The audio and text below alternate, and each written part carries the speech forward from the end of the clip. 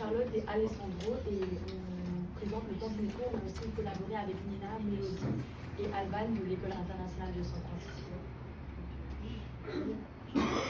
Pas de problème. On veut relier un nombre n de stations de métro par des lignes en respectant les règles suivantes. Si on choisit deux stations A et B quelconques, soit il existe une ligne entre A et B, soit il existe une station C avec une ligne entre A et C et une ligne entre C et B. Pour toute station, il existe au maximum des lignes qui la relient à d'autres stations. Donc, dans la figure 1, on peut voir qu'il n'y a que deux stations, donc on n'a que besoin d'une ligne, donc D est égal à 1 et N est égal à 2. Dans cette figure, il y a 3 points, donc N est égal à 3, et il y a maximum 2 lignes qui partent de toutes les stations, donc D est égal à 2. Et donc d'autres exemples, par exemple pour cette figure 3, on a 4 points, donc N est égal à 4, et 2 lignes qui partent de chaque station, donc D est égal à 2, et pour la figure 4, N est égal à 6 et D est égal à 3, donc 3 points qui sortent de chaque station, et pas forcément pour tout. Question.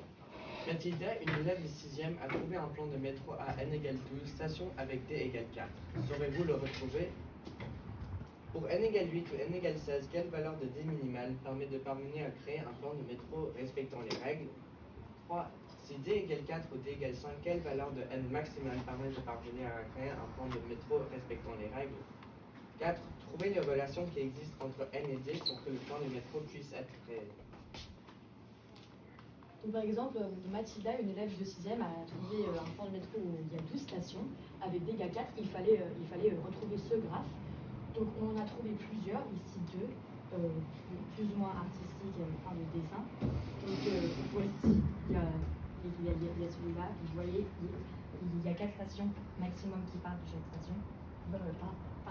Ligne de métro maximum qui partent de chaque station.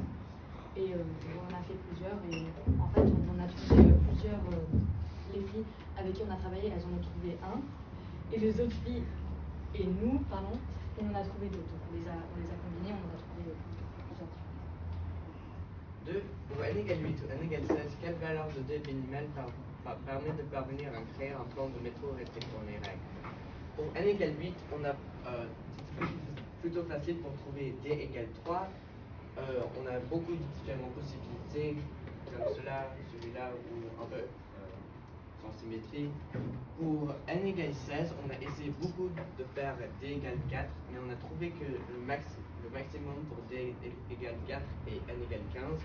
Donc 16 doit avoir D égale 5. Et on a voulu essayer de trouver une valeur de D égale 2 pour n égale 8, mais en fait on prouvera plus tard par la suite que c'est pas possible avec une forme. Donc si D égale 4 ou D égale 5, quelle valeur de n maximale permet de parvenir à créer un plan de métro en respectant les règles? Donc encore une fois, on en a trouvé plusieurs autres, donc ici, n égale 15, D égale 4, et n égale 24, D égale 5. Et ici, on a trouvé ce tableau avec toutes les valeurs de D, et K, ce sont le nombre maximum d'étapes. Donc on a expliqué avant que soit on peut parvenir à une station directement, soit en deux chemins. Et c'est ce que montre ici ce tableau. Et finalement, trouver les relations qui existent entre n et D pour que le plan du métro puisse être créé. Donc K est le diamètre, c'est étape entre chaque sommet. Donc pendant tout l'exercice, K est égal à 2, car chaque station de métro est connectée à une autre station de métro, soit par une ligne ou par deux.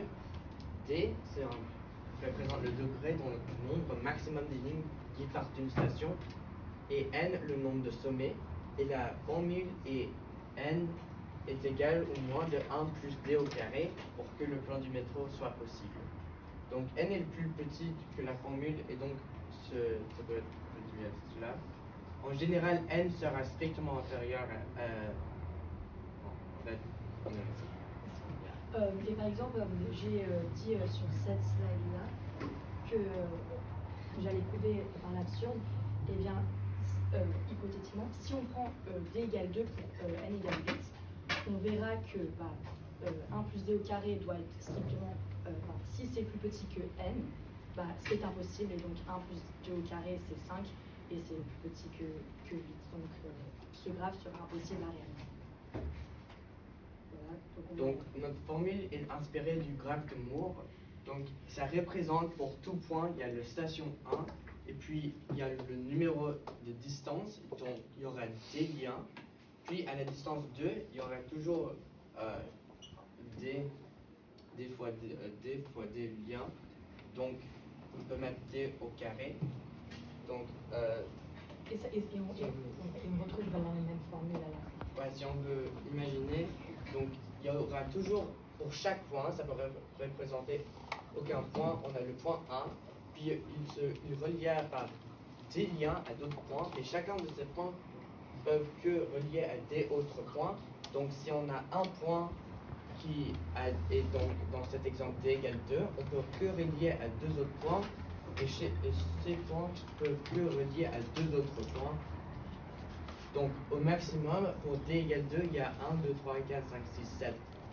Donc on peut prouver par la nature que n égale 8, d égale 3 n'est pas possible. Ça c'est une autre question. Voilà, donc merci beaucoup.